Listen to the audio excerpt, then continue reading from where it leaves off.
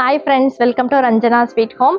Welcome to Ranjana sweet ஹோம்னு சொல்கிறத விட welcome back to Ranjana sweet home தான் சொல்லணும். ஏன்னா நம்ம சேனலில் கண்டினியூஸாக பார்த்துட்டு இருக்கவங்களுக்கு தெரியும், நம்ம சேனலில் வீடியோ போட்டு கிட்டத்தட்ட 1 மந்த் ஆக போகுது. நிறைய பேர் வீடியோஸ்க்கு கீழே ஏன் வீடியோஸ் போடலை என்னாச்சு அப்படின்னு சொல்லி கேட்டிருந்தீங்க. அதே மாதிரி இன்ஸ்டாகிராம்லையும் தனியாக டிஎம் பண்ணியிருந்தீங்க எல்லாருமே. அவங்க எல்லாருக்குமே ரொம்ப ரொம்ப தேங்க்யூ. ஏன்னா நீங்கள் எல்லாருமே நம்ம வீடியோஸ்க்காக காத்துட்டு இருந்துட்டு காணோமே அப்படின்னு தான் நீங்கள் கேட்டிருக்கீங்க. ஸோ எல்லாருக்குமே நான் வந்து ஃபஸ்ட் நன்றி சொல்லிக்கிறேன். என்ன காரணம் ஏன் வீடியோஸ் போடலை அப்படிங்கிறதுக்கு ஒரு சின்ன எக்ஸ்பிளனேஷன் கொடுத்துட்டு இன்றைக்கி நம்ம வீடியோக்குள்ளே போகலான்னு நினைக்கிறேன். கடைசியாக பார்த்தீங்கன்னா நம்ம சேனலில் வீடியோஸ் வந்து பார்த்தீங்கன்னா எங்கள் ஊர் பொங்கல் சீரீஸ் தான் போட்டிருந்தேன். அதோடு அப்படியே ஸ்டாப் ஆகிடுச்சுன்னு நினைக்கிறேன். அதுக்கடுத்து பார்த்தீங்கன்னா தங்கச்சிக்கு வந்து மேரேஜ் ஃபிக்ஸ் ஆகிருக்குன்னு நான் சொல்லியிருந்தேன் முன்னாடியே ஒரு வீடியோவில். ஸோ அந்த மேரேஜ் வந்து நெருங்கினதுனால அந்த மேரேஜ் வேலைகளில் ரொம்பவே பிஸியாகிட்டேன் நான். ஏன்னா தங்கச்சி வந்து எப்படி தங்கச்சி அப்படின்னு கேட்டிங்கன்னா என்னோட அம்மாவோட தங்கச்சியோட கூட பிறந்த தங்கச்சியோட பொண்ணு, என்னோட சித்தியோட பொண்ணு, சரிங்களா? ஸோ நாங்கள் வந்து எல்லாருமே ரொம்ப க்ளோஸு. தங்கச்சி வந்து சித்தியோட என்னோட சித்தியோட பொண்ணுங்கிறனால ஸோ என் தங்கச்சிக்கு கல்யாணம் மாதிரி தான் வந்து நானுமே ஒரு வேலையுமே எடுத்து செஞ்சேன் இந்த கல்யாணத்துக்காக. ஸோ அதனால ரொம்பவே பிஸி ஆகிட்டேன். கூட யாராவது ஹெல்ப்புக்கு இருந்தால் எல்லாத்தையுமே நான் வீடியோ எடுத்து எல்லாமே நான் வந்து வீடியோவாக போட்டிருந்துருக்கலாம். நமக்கு வந்து என் ஹஸ்பண்டும் இங்கே கூட பக்கத்தில் இல்லை. ஸோ வீடியோ எடுக்கிறதுக்கு ஆள் கிடையாது. நம்மளே எடுத்துகிட்டு நம்மளே அந்த வேலையும் பார்க்கணுங்கிறப்போ அது ரொம்பவே கஷ்டமாக இருந்துச்சு. ஸோ அங்கங்கே சில கிளிம்ஸ் மட்டும் உங்களுக்காக எடுத்திருக்கேன். ஸோ அதை வந்து ஒரு கோர்வையாக உங்களுக்காக வீடியோவாக நான் கொடுக்குறேன் கண்டிப்பாக. ஸோ இதுதான் வந்து மெயின் ரீசன். ஒரு கல்யாணம்னு சொல்லும் போது அதுவும் பொண்ணு சைடு அப்படிங்கிறப்போ அந்த பொண்ணுக்கு தேவையானதெல்லாம் வாங்குறதுக்கு அதெல்லாம் வந்து எவ்வளோ வேலைகள் இருக்குங்கிறது உங்களுக்கும் தெரியும். ஸோ அதனால தான் வந்து என்னால் வீடியோ வந்து போட முடியலை. மெயின் ரீசன் இதுதான். தங்கச்சிக்கு வந்து பார்த்தீங்கன்னா பூ வச்சதுலேருந்து இப்போ மேரேஜ் வரைக்குமே அடுத்தடுத்து வேலைகள் இருந்தது. சித்தப்பா வந்து பத்திரிக்கை கொடுக்குறதுல ரொம்ப பிஸி ஆகிட்டாங்க. ஸோ அவளுக்கு வந்து ஷாப்பிங் பண்ணுறது, ட்ரெஸ் ஆகட்டும், அதை ஸ்டிச் பண்ண கொடுக்குறது, டிசைன் செலக்ட் பண்ணி கொடுக்குறது, அப்புறம் ஸ்லிப்பர்ஸ்லேருந்து ஹேண்ட்பேக்ஸ்லேருந்து மேக்கப் எந்த மாதிரி போடலாங்கிற ஐடியாஸ், அதுக்கப்புறமா நகை வந்து செட்டு அது செலக்ட் பண்ணுறது எல்லாமே பார்த்தீங்கன்னா சின்ன விஷயங்கள் எல்லாமே வந்து நாங்கள் சேர்ந்து தான் பண்ணோம். ஸோ அவளுக்கு பிடிச்ச மாதிரி இருக்கணும், ஸோ இப்போ உள்ள ட்ரெண்டாகவும் இருக்கணுங்கிறதுக்காக. ஸோ அவங்க வந்து பார்த்தீங்கன்னா தங்கச்சி வீட்டில், அதாவது சித்தப்பா எங்கே இருக்காங்கன்னு பார்த்தீங்கன்னா அருப்புக்கோட்டைக்கும் மதுரைக்கும் போகிற வழியில் இடையில இருக்கிற ஒரு சின்ன கிராமம் தான். ஸோ அங்கே இருக்கிறனால அவங்களுக்கு வந்து அந்தளவுக்கு ஒரு நாலேஜ் கிடையாது. ஸோ எல்லாத்துக்குமே இங்கே அருப்புக்கோட்டைக்கு வரணும், இல்லை அப்படின்னா மதுரைக்கு போகணும். ஸோ நாங்கள் சொந்தக்காரங்க எல்லாருமே அருப்புக்கோட்டையில் இருக்கிறனால எல்லா விஷயத்துக்குமே இங்கே தான் வருவாங்க. ஸோ இங்கே வரும்போது இங்கேருந்து நம்ம எல்லா இடத்துக்கும் போகணும் போது எங்கள் வீட்டில் இருந்துட்டு நான் தான் வண்டியில் கூட்டிகிட்டு போயிட்டு வந்துட்டு இருந்தேன். ஸோ அதனால அவள் கூடவே சுற்றிட்டே இருந்தனால எனக்கு டைமே கிடைக்கல சுத்தமாக. இடையில குட்டீஸ்க்கு ஸ்கூலுக்கு அனுப்புறது, ஸோ அவங்களுக்கு ஸ்டடீஸ் பார்க்கறது எல்லாமே சேர்த்துட்டு என்னால் சுத்தமாக டைம் எடுத்து வீடியோ போடவே முடியலை. நானும் எவ்வளவோ ட்ரை பண்ணேன், ஆனால் சத்தியமாக என்னால் முடியலை. அதனால தான் வீடியோ போட முடியலை. நீங்கள் எல்லாருமே புரிஞ்சுக்குவீங்கன்னு நினைக்கிறேன். இவ்வளோ நாள் வீடியோ போடாமல் இருந்ததுக்கு இதுதான் ரீசன். ஸோ இனிமேல் நம்ம சேனலில் கண்டிப்பாக வீடியோஸ் தொடர்ந்து வந்துகிட்டே தான் இருக்கும். நீங்கள் எப்பவும் போல் சப்போர்ட் பண்ணுவோம் எனக்கு. இன்றைக்கி நம்ம வீடியோவில் சின்ன அந்த கிளிம்ஸ் தான் நம்ம பார்க்க போகிறோம். எங்கள் வீட்டில் வந்து கல்யாணம் பண்ணுறதுக்கு முன்னாடி பொண்ணுக்கு சொந்தக்காரங்க வீட்டில் எல்லார் வீட்லேயும் விருந்து வைப்பாங்க இல்லையா? ஸோ எங்கள் வீட்லேயும் விருந்து வச்சுருந்தோம். அதே மாதிரி அவளுக்கு ட்ரெஸ்ஸு பர்ச்சேஸ் பண்ணலாம் நாங்கள் போயிருந்தோம். அந்த வீடியோஸ் எல்லாமே பார்க்கலாம். அப்புறம் வந்து பார்த்திங்கன்னா கொஞ்சம் நாளைக்கு முன்னாடி நம்ம வீட்டில் கபோர்ட் பண்ண போகிறோம் அப்படின்னு சொல்லி ஒரு வீடியோ போட்டிருந்தேன். கபோர்டு ஒர்க் எல்லாமே முடிஞ்சிடுச்சு. ஸோ அதோட ஃபினிஷிங்கும் வந்து எப்படி இருக்குது அது பற்றின ஒரு டீட்டெயில்ஸும் இந்த வீடியோவில் நான் கொடுத்துருக்கேன். மறக்காமல் வீடியோவை கடைசி வரைக்கும் பாருங்கள்.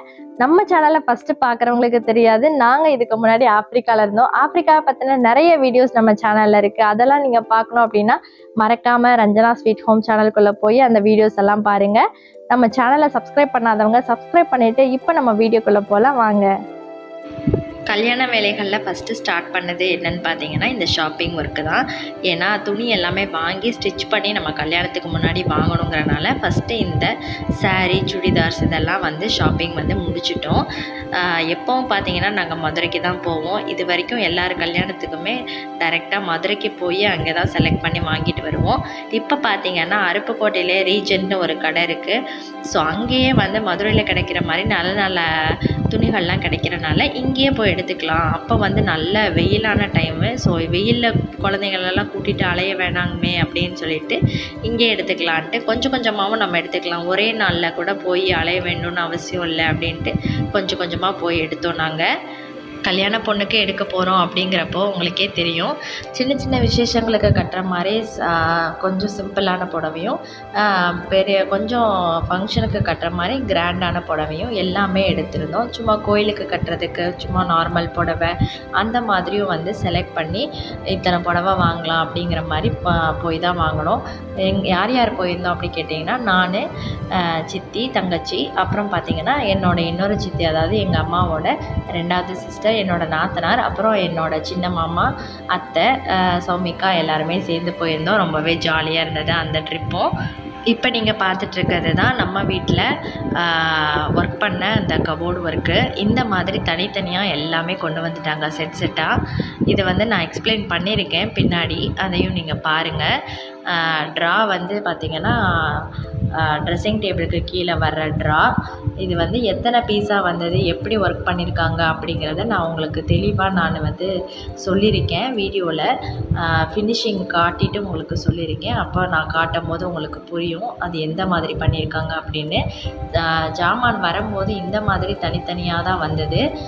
ஆனால் அளவு எடுத்துகிட்டு போயிட்டாங்க எங்களுக்கு. இந்த இடத்துல இது வரும் அப்படிங்கிற மாதிரி அவங்க அளவு எடுத்து ஒரு 4 பீஸ் வந்து பெருசாக செஞ்சு கொண்டு வந்திருந்தாங்க. மற்றது வந்து அவங்க தனியாக உட்டாக கொண்டு வந்துட்டு அதுக்கப்புறமா இங்கே வந்து ஃபிட் பண்ணுற மாதிரி தான் இருந்தது. இதுதான் அந்த ட்ரெஸ்ஸிங் டேபிள் செட்டு.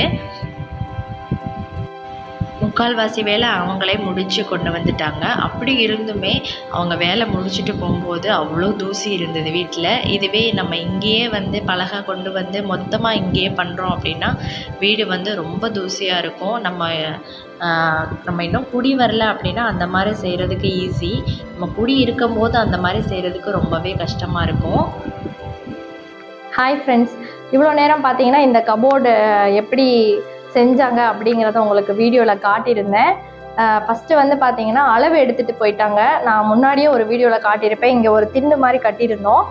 ஸோ அதெல்லாம் இடிச்சிட்டு இதுக்கு வந்து அளவு எடுத்துகிட்டு போயிருந்தாங்க. ஸோ இந்த அளவு எடுத்துகிட்டு போயிருந்தாங்க. நாங்கள் வந்து கஸ்டமைஸ் பண்ணி தான் கேட்டிருந்தோம் இந்த மாதிரி வேணும் அப்படின்னு சொல்லி.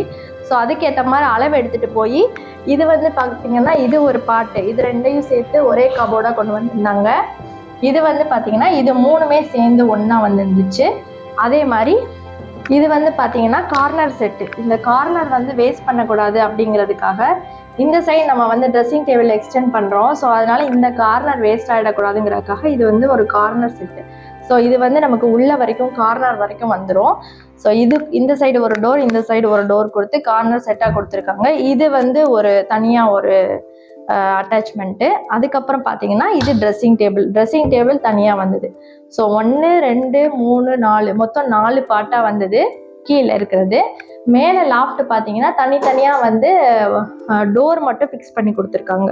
ரொம்பவே ஃபினிஷிங் வந்து சூப்பராக இருந்துச்சு. ரொம்ப நல்லா பண்ணி கொடுத்துருக்காங்க. நீங்களுமே பாருங்கள். லைட் செட்டிங்குமே இருக்குது. உங்களுக்கு நான் காட்டுறேன் லைட் செட்டிங் எப்படி இருக்குன்னு. இதில் வந்து லைட் செட் பண்ணியிருக்கோன்னு சொன்னேன் இல்லையா, நாங்கள் வந்து பார்த்திங்கன்னா சென்சார் லைட் செட் பண்ணல. ஏன்னா அது வந்து ரேட்டு பயங்கர கூட இருக்கும். அது சீக்கிரமே வந்து இப்போல்லாம் ஃபால்ட் ஆகிடுது அப்படின்னு சொன்னாங்க. ஸோ அதனால் மேனுவல் லைட் தான் கொடுத்துருக்கோம். ஸோ நம்ம ஸ்விட்ச் போட்டால் ஒரே ஸ்விட்ச் தான். ஸோ லைட் எரியும். நம்ம எப்படி எரியுதுன்னு பாருங்கள். இந்த லைட்டை ஆஃப் பண்ணிவிட்டு உங்களுக்கு காட்டுறேன். இப்போ அந்த சைடு டியூப் லைட் ஆஃப் பண்ணிட்டேன். இப்போ இந்த லைட் போட ஆர்த்திகா. இதுதான் வந்து லைட்டு. இந்த மாதிரி வந்து லைட் செட் பண்ணியிருக்கோம். இது வந்து நம்ம கபோர்ட் திறக்கும் போது நமக்கு இருட்டாக இல்லாமல் நல்ல வெளிச்சமாக இருக்கும். உள்ளே வந்து பார்த்திங்கன்னா திங்ஸ் எப்படி என்னென்ன இருக்குது அப்படிங்கிறது வெளிச்சமாக நல்லா தெரியுது. மேலேருந்து கீழே வரைக்குமே அந்த ஃப்ரண்ட்டில் வந்து லைட்டு விழுது. ஸோ அதனால் நல்லாயிருக்கும்.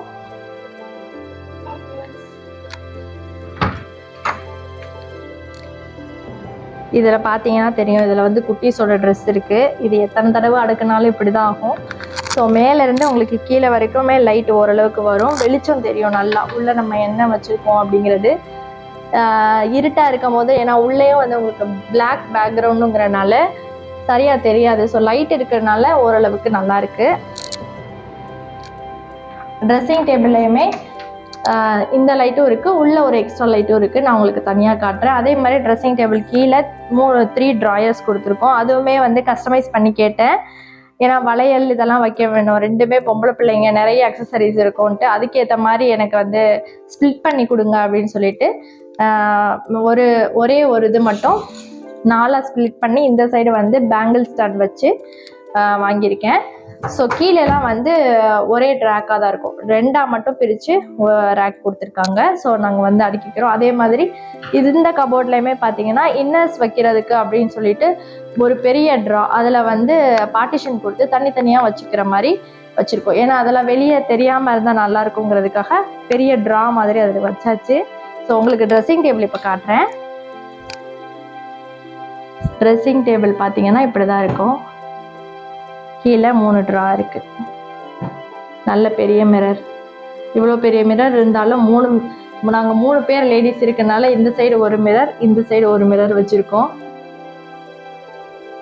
எப்படியோ பெரிய பிள்ளைங்க ஆனால் நம்ம கூட சண்டை போடுவாங்க. அதனால இந்த கபோர்டு ஒர்க் பண்ணுறதுக்கு எவ்வளோ செலவாச்சுன்னு கண்டிப்பாக யாருக்காவது தேவைப்படும், நீங்கள் கேட்பீங்க. ஸோ அவங்களுக்காக சொல்கிறேன்.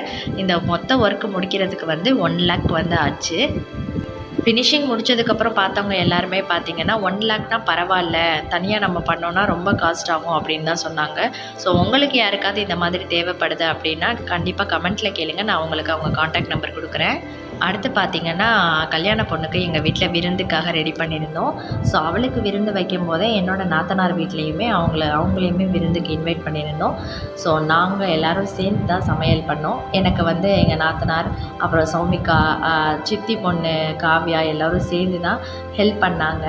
நான் வந்து பிரியாணி அன்றைக்கி வந்து கொஞ்சம் அதிகமாகவே பிரியாணி பண்ணோம். ஏன்னா நிறைய மெம்பர்ஸுங்கிறனால 2 கிலோ அளவுக்கு மட்டன் பிரியாணிக்காக ரெடி பண்ணிகிட்ருக்கேன். நம்ம ஆஃப்ரிக்கா வீடியோஸ் பார்த்தவங்களுக்கு தெரியும், அங்கே இருக்கும்போதெல்லாம் ஃபுல்லாமே பாஸ்மதி ரைஸ் பிரியாணி தான். ஸோ வீட்டுக்கு இங்கே ஊருக்கு வந்த பிறகு சீரக சம்பா பிரியாணி செய்யணும் அப்படின்ட்டு நினச்சிட்டே இருந்தேன். ஸோ இந்த விருந்துக்கு சீரக சம்பாவில் மட்டன் பிரியாணி தான் ரெடி பண்ணிகிட்ருக்கேன். ரெசிபிலாம் நான் உங்களுக்கு டீட்டெயிலாக சொல்லலை, நீங்கள் வேணும்னா தனியாக கேளுங்க, நான் உங்களுக்காக தனியாக செஞ்சு காட்டுறேன் ஒரு தடவை.